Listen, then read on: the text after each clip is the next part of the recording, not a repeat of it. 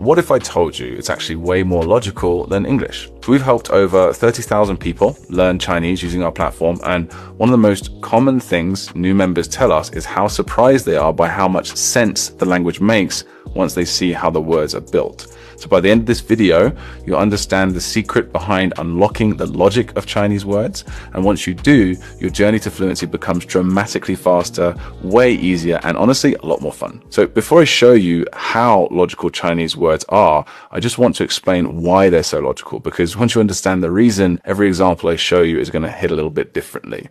And to do that, we need to take a quick look at how English got so messy in the first place. So English started as a Germanic language, right? Brought to Britain in the 5th century by tribes from what's now Germany and Denmark. If you saw that original language written down today, you genuinely would not recognize a single word. Then the Vikings showed up in the 8th and 9th centuries, speaking Old Norse, bringing everyday words like sky, egg, give, get, they, them, and their. Then the Normans invaded from France in 1066 and ruled England for 300 years, flooding the language with French and Latin, which is why we say cow for the animal, but beef for the meat, sheep but mutton, pig but pork. So the English farmers raised them, and the French aristocrats who ruled us at that time ate them. So that's why the names are different. Then during the Renaissance, scholars imported even more Latin and Greek for science and medicine, words like atmosphere, skeleton, biology. And the result is modern day English vocabulary is roughly 25% Germanic, 30% French, 30% Latin, and the rest is a mix of Greek, Norse, and dozens of other languages. It's kind of a patchwork, a linguistic Frankenstein, if you will.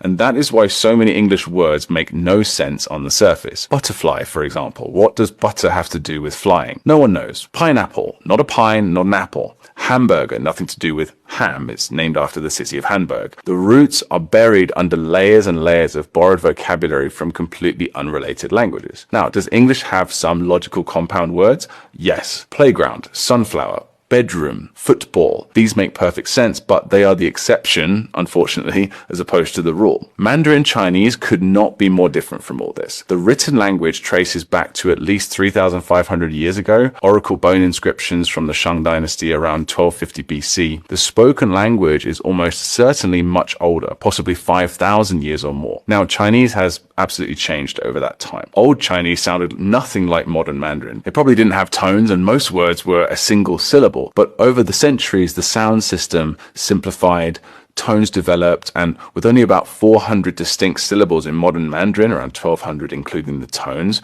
more and more words started sounding the same.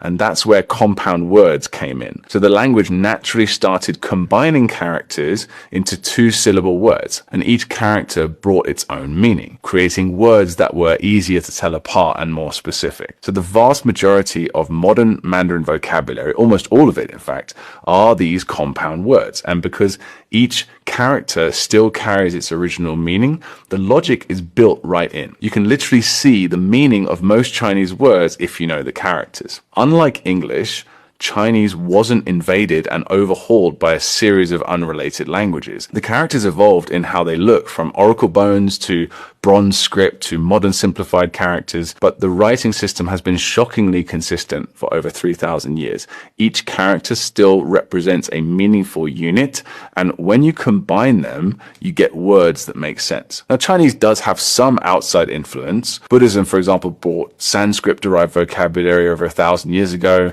and modern Chinese has borrowed concepts from the West, but even then, Chinese usually translates the meaning rather than borrowing the sound. So English, for example, took the Greek word telephone, right? Most English speakers have no idea that tele means far and phone means sound, whereas Chinese built 电话, electric speech. The logic is right there. So that's kind of the backstory. English has been pulled apart and reassembled from 5 or 6 different languages. Chinese, however, evolved internally, almost completely, developing a compound word system that preserves the logic of its building blocks. And that has massive implications for how you learn vocabulary. Let me show you what I mean. So I've told you that Chinese compound words are logical, but I don't want you to just take my word for it. I want to show you why they're logical structurally. So every compound word in the Chinese language, every single one, conforms to one of 7 types. Now, once you know these 7 types, you can look at almost any Chinese word and understand the logic behind how it was put together. I actually made a whole video a few years back breaking down all 7 types in detail, but let me just run through them quickly with you with examples, because this is the foundation for everything that comes next. So first up, we've got verb what. The first character is a verb, a doing word, and the second character is what's being done to. 吃饭, eat, meal, to have a meal. 看书, to look, book, right? To read. 洗澡, to wash, bath, to bathe. 游泳, float, swim, to swim. 跳舞, jump, dance, to dance. 唱歌, sing, song, to sing. The next type of word is verb result. So the first character is a verb, again, doing word, but now the second character tells you the result of that verb, what happened because of the action. So for example, 说明 is one of my favorites of this. Speak clear, to explain. So I spoke, and then the result is it became clear, explain. 提高, raise, high, to improve. You raise something until it's high, that's improving it. 打破, hit until something is broken, to break. 推开, push, open, push something open. Another one that's very common and very useful for Chinese learners, 听懂, listen plus understand, to understand by listening. Now this next type I call biased, because the second character is always way more important. It's the main category. And the first character just kind of adjusts it, like a subcategory. 飞机, so 机 is showing that it's some kind of machine, that is the category, whereas 飞 is adjusting it to say, hey, it's the flying type of machine, it's an aeroplane. And there's of course hundreds of these particular words with 机 as the second character or the last character signifying the category of machines. And all of the words of course mean some kind of machine. What about 火车? So 车 is saying, hey, this is some kind of vehicle, and 火 is saying it's a fire vehicle. And no, it's not fire engine. 火车 is actually train, because trains used to be powered by fire, right? 牛肉. 牛 is cow, and 肉 is meat. So the meat is the most important one, saying, hey, it's a kind of 肉, it's a kind of meat, and cow is just telling you what subcategory of meat. So this is the most common type of Chinese word you'll come across, and it's the one where the logic is most immediately obvious. So obvious, in fact, it almost makes the language a bit boring. But with this next type, we call parallel.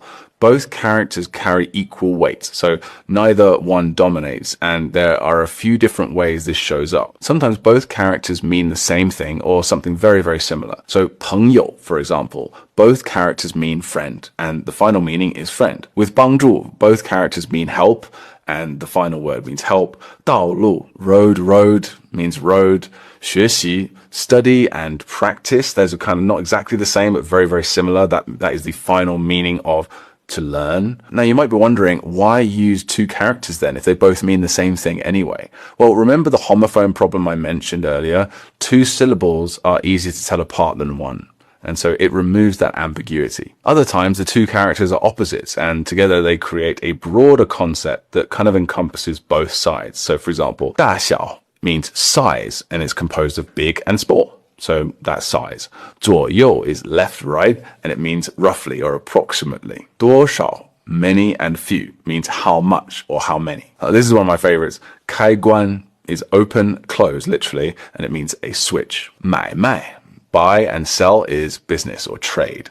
矛盾, spear and shield, that's contradiction. And this one has a great backstory. There's an ancient Chinese story about a merchant who claimed his spears could pierce anything, and he also claimed that his shield could block anything. So someone on the crowd asked, so what happens when your spear hits your shield? And that's why we come up with that contradiction meaning. And then there's a small but very interesting group of parallel words where the connection between the 2 characters has actually been lost over time. So the word 窗户, for example, means window, but it's made up of the characters window and door. But the door meaning was sort of gradually lost over time. And there's a very small collection of words like 徘徊 or 忐忑 or butterfly, 蝴蝶, 蝙蝠.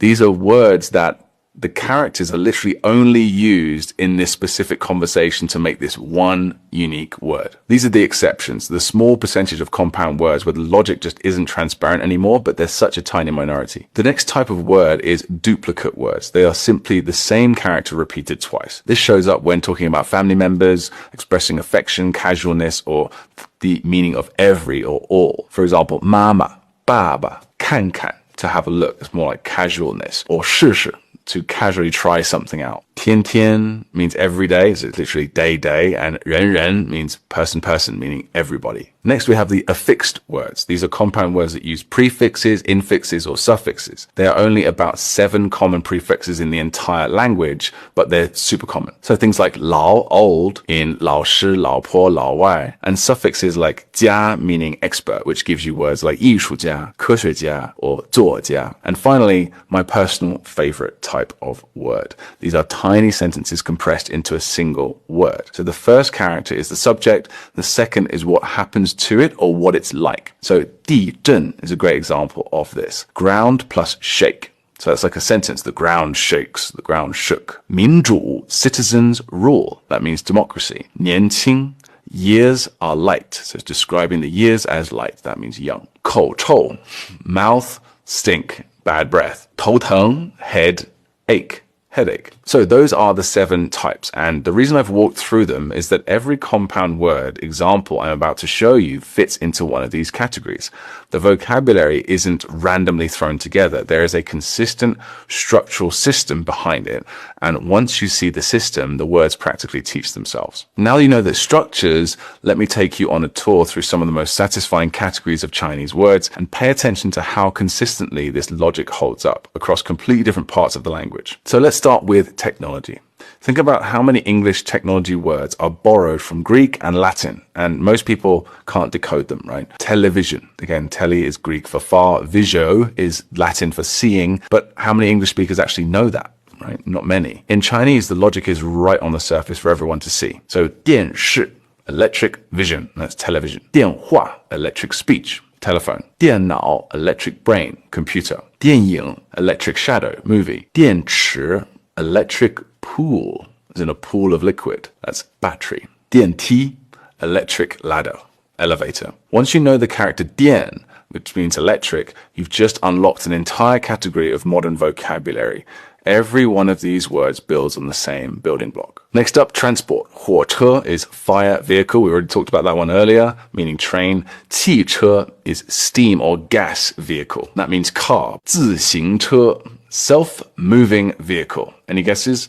Bicycle. 出租车, rent vehicle. No, not a rental car. It's actually a taxi. 直升机, straight rise machine, helicopter. Now let's look at animals. This is where it gets really fun. 猫头鹰 is cat head eagle. That's an owl. I mean, that makes sense, right? Totally. If you think about it, an owl is definitely just an eagle with a cat's face. Just look at an owl and tell me that's not perfect. 长颈鹿, long-necked deer. That's a giraffe. 河马, river horse, hippo. And funny enough, hippopotamus comes from the Greek for river horse too. Hippos plus potamus, same idea. But in Chinese, you can actually see it without needing to know the ancient Greek, of course. 熊猫 is bear cat, a panda. That makes sense too. Now this next category of words is where English really struggles and where Chinese really shines. Most English emotion words have completely buried origins. Happy, for example, comes from Middle English meaning lucky. Sad might come from Old English maybe, meaning full. Try explaining to a learner why those words mean what they mean today. You can't really. You have to make several leaps in logic to do that. And that's because the logic has been lost over many years. But with Chinese, I mean, happy is 开心, open heart. Your heart opens up. Sad in Chinese is 难过, difficult to pass through. 伤心 means to wound a heart. That means heartbroken or really upset by something. 担心 is a very common word. 担 means to carry something over your shoulder, like a burden of some kind. And 心, of course, is heart. And the meaning is worried. 放心 means to release your heart. That's that feeling of relief. That's what that means. You let go of what was weighing on you. 热心, hot heart. Enthusiastic, warm-hearted. 狠心, 狠 means fierce. And so 狠心 is ruthless. And then there's 小心, small heart. Now that one's not immediately obvious, right? Small heart means be careful. But this is where it gets interesting because Even when the logic isn't instantly transparent, the characters still give you something to grab onto. You could imagine, for example, your heart getting small and tight because you're stressed out about something. You're paying extra close attention. You're being careful. Now, it's not a perfect logical match, of course, but it is a connection. And that connection is more than enough to help you remember the word. And honestly, that's the case for maybe 5 to 10% of compound words in Chinese. They're not immediately obvious, but there's always something, at least a vague connection that helps you make a mnemonic association. So I'll come back to why that matters in a moment. Just look at that whole list. 6 different emotions and attitudes all built on the same character, 心, heart. And once you know that one character, you've got a logical foothold onto the entire emotional vocabulary. And it extends into science and nature too, right? 火山 is fire mountain, volcano. 地球, ground ball or earth ball, meaning earth. 恐龙 is terror dragon, meaning dinosaur. 银河, silver river, the Milky Way. 显微镜, literally reveal, small lens, microscope. Or 望远镜. Wang is like to gaze upon something, and yuan is far, and jing is lens, and that's a telescope. So in English, microscope actually comes from the Greek for small and look. It's the same logic, right, is there, but you do kind of need to know a little bit about ancient Greek to see it. In Chinese, you just need a few common characters. And actually, that's a really important point here. So English does have a lot of internal logic. It's just hidden behind a 门槛, a barrier to entry, as they say in Chinese. You need to know Greek and Latin to unlock it, and most people just don't. Whereas in Chinese, you can learn a few hundred common characters, which you can do surprisingly quickly with the right technique, and suddenly you're seeing the logic everywhere. That barrier to entry, that 门槛, is so much lower. Oh, and one more, because I just can't help myself, medicine and the body in general. 心脏, heart and organ, the heart. Not the heart we've been talking about before, the abstract one, that's the real heart, the actual organ. 牙医, tooth doctor, dentist. 感冒, to feel and rush out, a cold. 发烧, to emit and burn. You have a fever. Your body is emitting heat. 头疼, we talked about that one earlier as well. Head plus ache, headache. 中药, Chinese medicine. 西药, Western medicine. I could go on and on, but I don't just want to talk about all the superlogical Chinese words. There is a category of Chinese words that don't work in this really super logical way. They're actually not very logical based on their characters at all, but they are logical based on the sound. And those are the borrowed words, the loan words, words imported from other languages. For example, 沙发, right? 沙 is sand and fa is to send out or dispatch or emit. Now it has nothing to do with sofa, of course. It just sounds like sofa. 咖啡 is another one. Of course, it's coffee, right? It's just purely based on the sound. Those characters have nothing whatsoever to do with the final meaning of coffee. 巧克力, same thing. 逻辑 is logic, borrowed from the English word itself. But here's what's interesting. Even with borrowed words, Chinese does something pretty clever. When big brands enter the Chinese market, they don't just pick random characters that sound roughly like their company. They spend enormous amounts of money and time finding characters that sound like the brand name and carry a positive meaning as well. Let me give you some examples. So Coca-Cola is 可口可乐. Sounds like Coca-Cola, right? Great.